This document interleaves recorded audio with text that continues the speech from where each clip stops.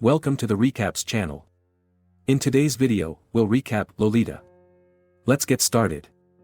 Humbert drives through the US countryside with a bobby pin and a blood-stained gun in his backseat.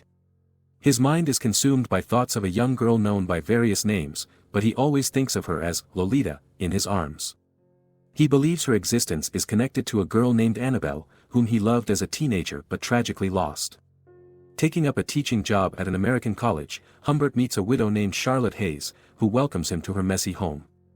As he explores the garden with Charlotte, he becomes captivated by her 14-year-old daughter, Lo. Enchanted by the young girl, Humbert rents a room in their house to be closer to her. Over the following days, Humbert watches Lo's innocent and playful behavior from a distance, hoping for an opportunity to be with her. While working on his book, Humbert is surprised when Lo enters his room and playfully sticks her gum to his notebook. Despite her defiant attitude, he finds her charming and perfect.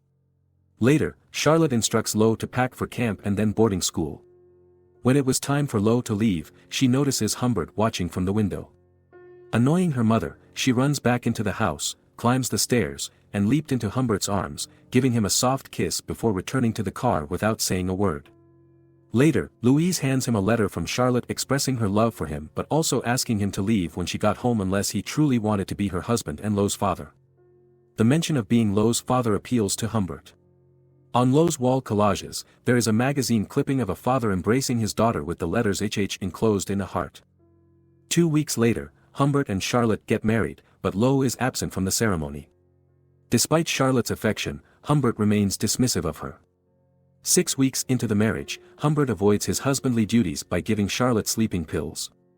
One day, he returns home to find Charlotte in tears. She discovers Humbert's insulting words about her in his diary and angrily confronts him. She promises to leave and takes their daughter Lo with her. Humbert, feeling unsure of what to do, tries to explain that the writings are from a novel he is working on, but Charlotte doesn't believe him.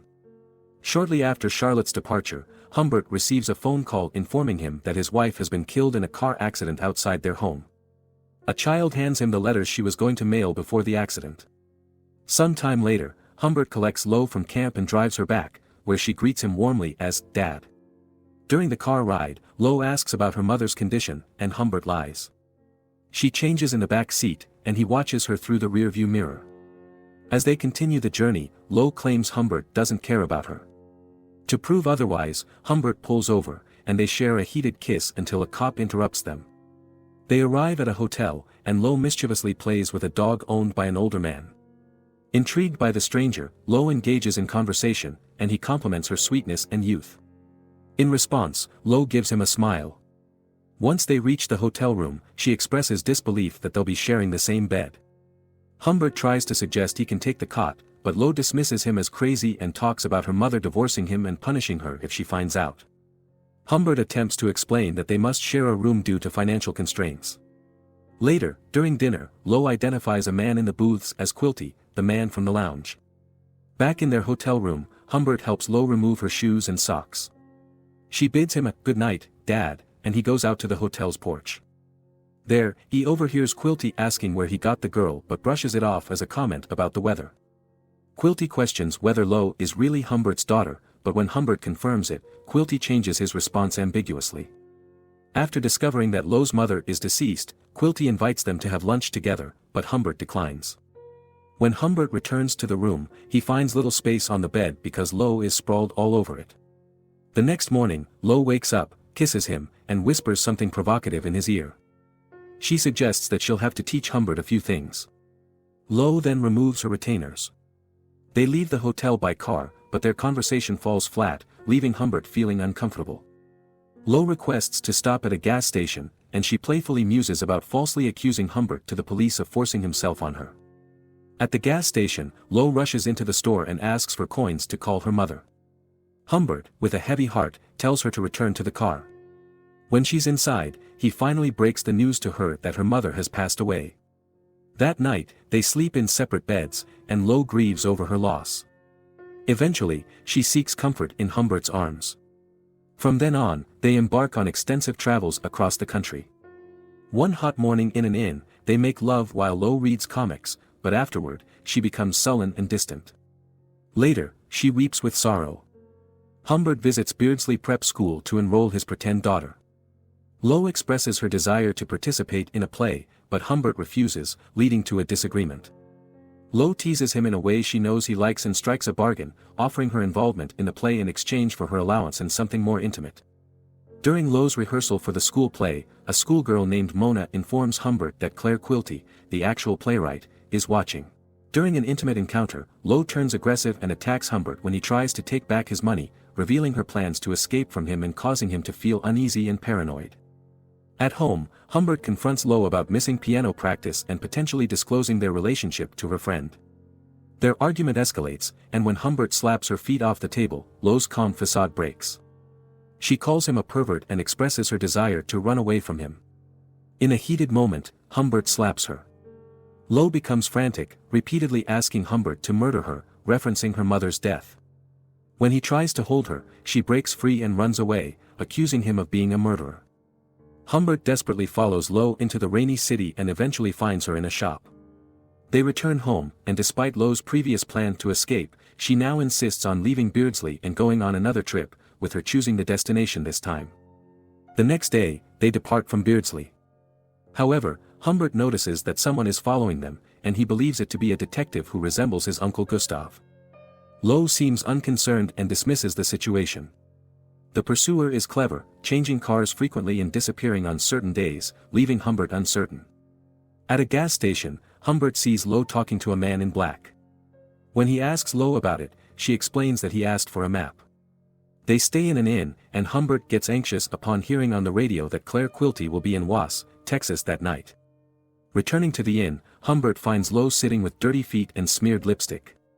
Paranoia overwhelms him when he sees the same car still following them outside. In his desperation, he demands to know who the man is and forcefully opens Lo's shirt while having intimate encounters with her. He keeps begging and questioning while Lo laughs mockingly, leaving Humbert on the verge of tears. Humbert is awakened by a heavy storm, feeling disoriented and delusional. They stop at another inn on a rainy night, and a woman shows them to their room and notices Lo sitting on the ground, pale and shivering.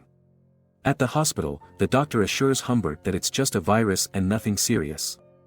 Humbert wants to stay with her, but the doctor insists he leaves to avoid catching it. The next morning, Humbert calls the hospital to check on Lo, who has recovered from the fever and left with her uncle Gustav.